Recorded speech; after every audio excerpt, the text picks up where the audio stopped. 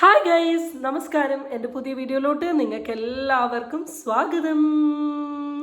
എന്തല്ലാ സുഖല്ലേ? ഞാനിവിടെ അടിപൊളിയായിരിക്കുന്നു.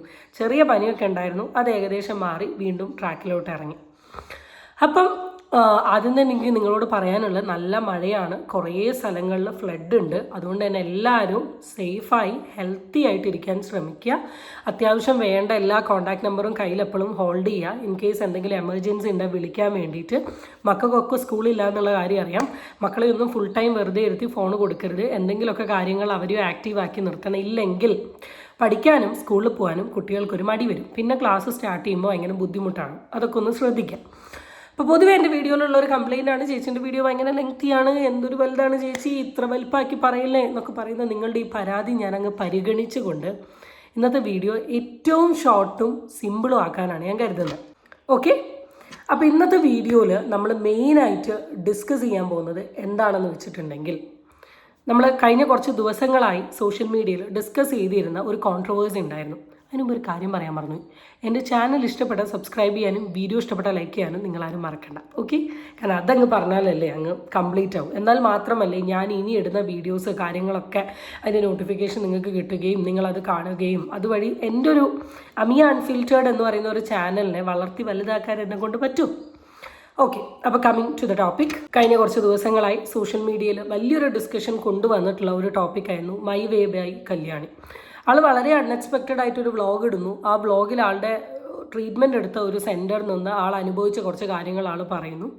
അതോടുകൂടി ബ്യൂട്ടി പ്രൊഡക്റ്റിൻ്റെ റിവ്യൂ, ഒരുപാട് പ്രൊഡക്റ്റ് കാണിക്കുന്നു, പെയ്ഡ് പ്രൊമോഷൻസ്, പിന്നെ പ്രൊഡക്റ്റ് യൂസ് ചെയ്തിട്ട് പലർക്കും വന്ന നഷ്ടം, അത് ഇത് എന്നൊക്കെ പറഞ്ഞിട്ട് വലിയൊരു കോൺട്രവേഴ്സി ആയിരുന്നു സോഷ്യൽ മീഡിയയിൽ. എനിക്ക് തോന്നുന്നു നല്ല രീതിയിലൊരു ഡിസ്കഷൻ, നല്ല രീതിയിലൊരു ഹെയ്റ്റ് ഒക്കെ ഈ മൈ വേ ബൈ കല്യാണിക്ക് പോകാനുള്ളൊരു കാരണമായിരുന്നു. അത് കഴിഞ്ഞതിന് ശേഷം കല്യാണി ഒരു എക്സ്പ്ലനേഷൻ വീഡിയോ ആയിട്ട് വന്നു. നമ്മളുടെ ഓപ്പോസിറ്റ് സൈഡിലുള്ള ക്ലിനിക്കും അവരുടെ ഡോക്ടറും ഒരു എക്സ്പ്ലനേഷൻ വീഡിയോ ആയിട്ട് വന്നു. നമ്മളതെല്ലാം എടുത്ത് സംസാരിച്ചതാണ്. ഞാൻ ഇനി അതിലോട്ട് പോകുന്നില്ല. റീസെൻ്റ്ലി കല്യാണീൻ്റെ അക്കൗണ്ടിൽ ഒരു പോസ്റ്റ് ഇട്ടു.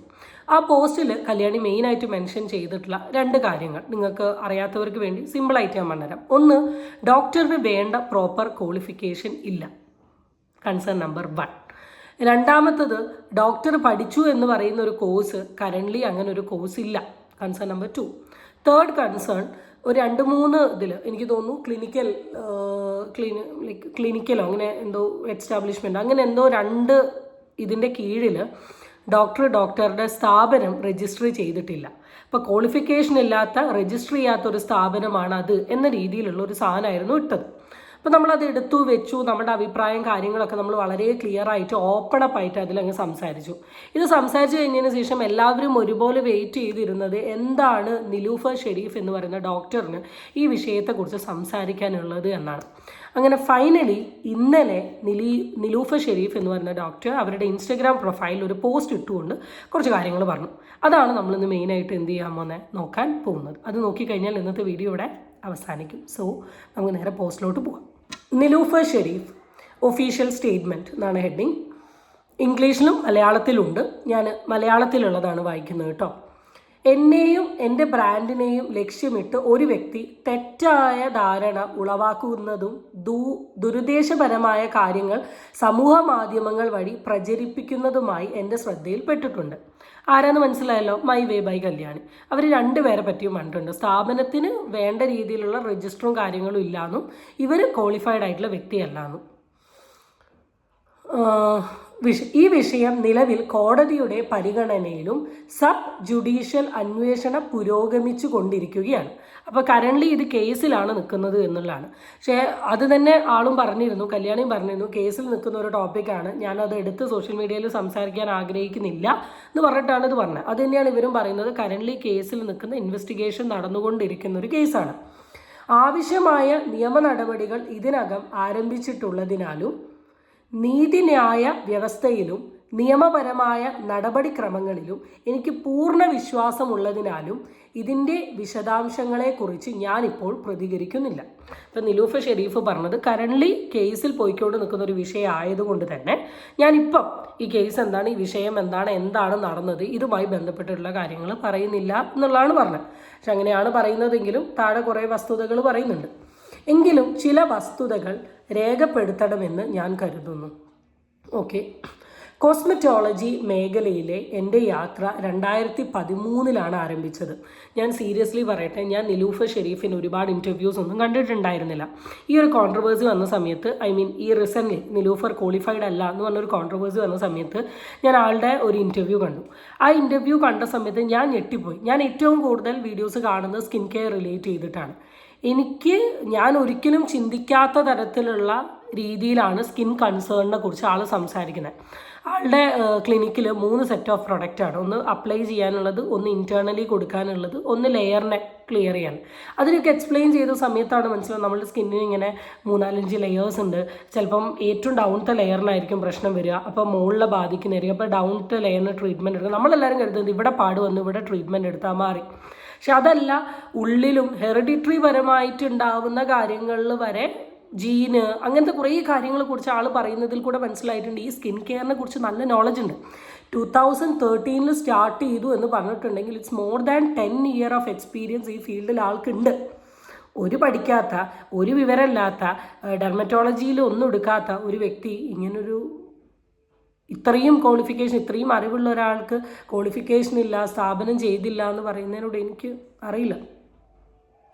കോസ്മെറ്റിക് കെമിസ്ട്രി ഇന്ത്യയിലെ മുഖ്യധാര മെഡിക്കൽ പരിശീലനത്തിൻ്റെ ഭാഗമല്ലാതിരുന്ന കാലഘട്ടത്തിൽ തന്നെ തായ്ലാൻഡ്, സിംഗപ്പൂർ, ലണ്ടൻ, അമേരിക്ക എന്നിവിടങ്ങളിലെ അന്താരാഷ്ട്ര തലത്തിൽ അംഗീകരിക്കപ്പെട്ട വിദഗ്ധരുടെ കീഴിൽ ഞാൻ പ്രത്യേക പരിശീലനം നേടിയിരുന്നു. അപ്പോൾ ഈ കോസ്മെറ്റിക് കെമിസ്ട്രി എന്ന് പറയുന്ന ഒരു കോഴ്സ് ഇന്ത്യയിൽ വരുന്നതിന് മുമ്പ് പുറം രാജ്യങ്ങളിലുണ്ടായിരുന്നു. അവിടെ നിന്നിട്ട് ഞാൻ ഈ കോഴ്സ് പഠിച്ചിട്ടുണ്ട് എന്നാണ് പറഞ്ഞത്. അപ്പോൾ മെയിനായിട്ട് പറഞ്ഞത് കോസ്മെറ്റിക് കെമിസ്ട്രി എന്ന് പറയുന്ന ഒരു കോഴ്സ് ഇവർ പഠിച്ചിട്ടില്ല എന്നാണ്. പഠിച്ചു എന്നുള്ളൊരു സാധനം ഇവർ വളരെ ക്ലിയർ ആയിട്ട് ഇവിടെ പറയുന്നുണ്ട്. എൻ്റെ പ്രൊഫൈൽ പരാമർശിച്ചിരിക്കുന്ന കോസ്മെറ്റിക് കെമിസ്ട്രി പ്രോഗ്രാമുകൾ പ്രത്യേക പരിശീലന വർക്ക്ഷോപ്പാണ്. അവയെ ഒരിക്കലും മെഡിക്കൽ ബിരുദങ്ങളായി അവതരിപ്പിച്ചിട്ടില്ല. അപ്പോൾ ഈ ഞാൻ പറയട്ടെ, ഇപ്പം ഞാൻ പഠിക്കുന്ന എല്ലാ കോഴ്സിലും ബിരുദമാണ് എൻ്റെ BSW, ബിരുദാനന്തര ബിരുദമാണ് എൻ്റെ MSW. ഇതല്ലാണ്ട് ഞാൻ കുറേ diploma in practical psychology, CBT course, child counselling, ഇങ്ങനെ ഒരുപാട് കോഴ്സസ് നമ്മൾ പഠിച്ചിട്ടുണ്ട്. അത് മേ ബി ട്രെയിനിങ് ആയിരിക്കാം, അല്ലെങ്കിൽ ഡിപ്ലോമ കോഴ്സസ് ആയിരിക്കാം, ആഡ് ഓൺ കോഴ്സസ് ആയിരിക്കാം. അപ്പോൾ കോസ്മെറ്റിക് കെമിസ്ട്രി എന്ന് പറയുന്ന ഒരു കോഴ്സ് ഒരു ബിരുദ കോഴ്സാണെന്ന് ഞാൻ പറഞ്ഞിട്ടില്ല. പക്ഷേ ഈ കോഴ്സ് ഞാൻ ഓൾറെഡി പഠിച്ചിട്ടുണ്ട് ഫ്രം ഇന്ന സ്ഥലത്ത് നിന്ന് എന്നാണ് പറഞ്ഞത്. കഴിഞ്ഞ 14 വർഷത്തിനിടെ ഞങ്ങളുടെ ക്ലിനിക്കുകൾ ആയിരക്കണക്കിന് രോഗികളുടെ വിശ്വാസം നേടിയിട്ടുണ്ട്. പ്രതിമാസം 2000-ലധികം ക്ലയൻറ്റുകൾ സേവനം നൽകിക്കൊണ്ടിരിക്കുന്ന ഞങ്ങൾ പ്രശസ്തരായ ഡെർമറ്റോളജിസ്റ്റുകൾ, എസ്തെറ്റിക് ഫിസിഷ്യൻ, പ്ലാസ്റ്റിക് സർജന്മാർ എന്നിവരോടൊപ്പം പ്രവർത്തിച്ചിട്ടുണ്ട്. ധാർമ്മികമായ പ്രവർത്തന രീതികളും രോഗികളുടെ ക്ഷേമവും തന്നെയാണ് എല്ലായ്പ്പോഴും ഞങ്ങളുടെ പ്രധാനമായ പ്രതിബദ്ധത. 14 വർഷമായി ഇവരുടെ ഈ ഒരു സ്ഥാപനം റൺ ചെയ്യുന്നു. നമുക്ക് തന്നെ അറിയുന്ന ഒരുപാട് സെലിബ്രിറ്റീസ് ഈ ക്ലിനിക്ക് പോയി ട്രീറ്റ്മെൻറ്റ് എടുത്തിട്ടുണ്ട്. ഇവരുടെ ഒന്നും ഒരു കൺസേൺ ഇല്ലാണ്ട് അവർ ഇൻ്റർവ്യൂവിൽ വന്നിട്ട് അവരവരുടെ ട്രീറ്റ്മെൻറ്റ് എക്സ്പീരിയൻസിനെ കുറിച്ചിട്ടും ഷെയർ ചെയ്തിട്ടുണ്ട്. ഇപ്പോൾ സംയുക്തേൻ്റെ ഒക്കെ ഇൻ്റർവ്യൂ ആ ഒരു കോൺട്രവേഴ്സി വന്ന സമയത്ത് നമ്മൾ സോഷ്യൽ മീഡിയയിൽ ഇട്ട് കാണിച്ചതാണ്, ഈവൻ മഞ്ജു വാര്യറിൻ്റെ ഒക്കെ കാര്യം. അപ്പം അത്രയും എക്സ്പീരിയൻസ് ഉള്ള സ്ഥാപനം ആയതുകൊണ്ട് തന്നെയാണ് ഈ നടിമാർ അവരുടെ സ്കിന്ന് അറിയാം. ഒരു നടീനെ സംബന്ധിച്ച് എത്രത്തോളം ഇമ്പോർട്ടൻ്റ് ആണ് അവരുടെ സ്കിൻ, അവരുടെ കളർ, അവരുടെ ടെക്സ്ചർ. അപ്പം അത് വെച്ചിട്ട് അവരൊരിക്കലും ഒന്നും കൊള്ളൂലാത്ത, ഒരു എക്സ്പീരിയൻസ് ഇല്ലാത്ത ഒരാളുടെ അടുത്ത് പോയി അവർ എക്സ്പെരിമെൻറ്റ് ചെയ്യില്ല. അപ്പോൾ 14 വർഷമായി മാസം 2000 കസ്റ്റമേഴ്സ് ഒരു ഡെർമറ്റോളജിസ്റ്റിന് എടുത്തുണ്ട്. അതും സെലിബ്രിറ്റീസ്, മുഖ്യധാരയിലുള്ള ആൾക്കാർ പോകുന്നുണ്ടെങ്കിൽ അതിൻ്റെ സ്റ്റാൻഡേർഡ് ഉണ്ടാവില്ലേ? അതുകൊണ്ടാണ് ഞാൻ കല്യാണി പറഞ്ഞ ആ പോസ്റ്റിനെ ഒരൊട്ടുപോലും വിശ്വസിക്കാത്തത്. ഞങ്ങളുടെ ലൈസൻസുകൾ, നിയമാനുസൃത പ്രവർത്തനങ്ങൾ, എൻ്റെ പ്രൊഫഷണൽ യോഗ്യതകൾ എന്നിവയെ ചോദ്യം ചെയ്യുന്ന ആരോപണങ്ങൾ പൂർണ്ണമായും അടിസ്ഥാനരഹിതമാണ്. ഞാൻ ആദ്യമേ പറഞ്ഞു, ഒരു ക്ലിനിക്ക് ഇത്രയും കാലം റൺ ചെയ്ത് പോകണമെങ്കിൽ ഡെഫിനറ്റ്ലി അവർ എന്തിൻ്റെയും കീഴിൽ രജിസ്റ്റർ ചെയ്തിട്ടുണ്ടാവണം. പിന്നെ ക്വാളിഫൈഡ് ആയിട്ടുള്ള ഒരാൾക്ക് കളിക്കാൻ പറ്റുന്ന ഒരു ഫീൽഡ് അല്ല ഇത് സ്കിൻ എന്ന് പറയുന്നത്. ബാധകമായ എല്ലാ നിയമങ്ങളും ഞങ്ങൾ പാലിക്കുന്നുണ്ട്. ലൈസൻസുകളുടെ സാധാരണ പുതുക്കൽ നടപടികളെ നിയമഘനമായി തെറ്റായി ചിത്രീകരിക്കരുത്. ഇപ്പം ഇവർ നുണ പറഞ്ഞു എന്ന രീതിയിലാണ് പറയുന്നത്. കൂടാതെ നിയമ നടപടികൾ പിൻവലിക്കുന്നതിന് പകരമായി ഒരു വലിയ തുക ആവശ്യപ്പെട്ടുവെന്നാരോപിക്കപ്പെടുന്ന ആശയ വിനിമയങ്ങളും മറ്റ് ഭീഷണിപ്പെടുത്തലുകളും സംബന്ധിച്ച് വിവരങ്ങൾ ഇതിനകം തന്നെ പോലീസിനെ അറിയിച്ചിട്ടുണ്ട്. അവ നിലവിൽ നടക്കുന്ന അന്വേഷണത്തിൻ്റെ ഭാഗവുമാണ്. എന്താ ഞാൻ ഈ കാണുന്ന? അതിൻ്റെ ഇടയിൽ ആ കളിയൊക്കെ ഉണ്ടായോ? ഈ കേസ് ക്ലോസ് ചെയ്യാൻ വേണ്ടിയിട്ട് പൈസ ചോദിച്ചു എന്നോ? അങ്ങനൊരു കളി ഇതിൻ്റെ ഉള്ളിൽ നടന്നാ? എൻ്റെ രോഗികൾക്കും എൻ്റെ തൊഴിൽ മേഖലയ്ക്കും ഈ സ്ഥാപനം പടുത്തുയർത്തിയ മൂല്യങ്ങൾക്കുമാണ് ഞാൻ എപ്പോഴും മുൻഗണന നൽകുന്നത്. വർഷങ്ങളായി ഈ യാത്രയിൽ ഞങ്ങൾക്കൊപ്പം നിന്ന എല്ലാവർക്കും ഞാൻ ഹൃദയപൂർവ്വം നന്ദി അറിയിക്കുന്നു. പോലീസിലും നീതിന്യായ വ്യവസ്ഥയിലും നിയമാനുസൃത നടപടിക്രമങ്ങളിലും എൻ്റെ വിശ്വാസം അചഞ്ചലമാണ്. സത്യം തെളിയിക്കപ്പെടേണ്ടത് സോഷ്യൽ മീഡിയയിലല്ല, കോടതിയിലാണ്. നീതി വിജയിക്കുമെന്ന കാര്യത്തിൽ എനിക്ക് പൂർണ്ണ വിശ്വാസമുണ്ട്. ഇതാണ് ആ പോസ്റ്റ്. ഇത് 2 ലാംഗ്വേജ്, ഇംഗ്ലീഷിലും മലയാളത്തിലും ഇട്ടിട്ടുണ്ട്. ഇതിൽ വളരെ ക്ലിയർ ആയിട്ട് പറയുന്നു, 2013 തൊട്ട് ഞാൻ റൺ ചെയ്യുന്ന ഒരു സ്ഥാപനമാണ്.